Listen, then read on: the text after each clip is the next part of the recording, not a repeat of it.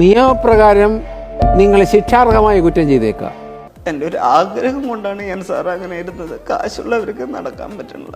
ഇദ്ദേഹത്തിന് ഇപ്പൊ അതൊന്നും ചെയ്യാൻ കഴിയില്ല. കാരണം നിയമപരമായിട്ട് ഇനി ഒരാളുടെ പിന്നെ എന്നെ പോലെ ഒരു സാധാരണക്കാർക്ക് പറ്റുമോ സാറ്?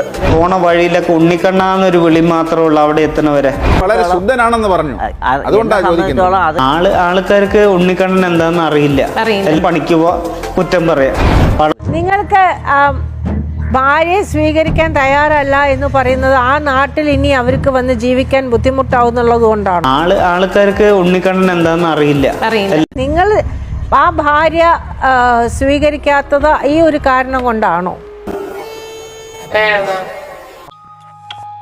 ഇലക്ഷന് പോയിട്ട് കാരണം മുന്നില് പോയിട്ട് അന്ന് നേരെ കണ്ടില്ല, കാരണമില്ല. അതിന്റെ അത് കഴിഞ്ഞിട്ട് ഒരു ദിവസം പോയി കണ്ടു. 30 വർഷത്തെ ദാമ്പത്യ ജീവിതത്തിനിടയിൽ മേലെ കോപ്പ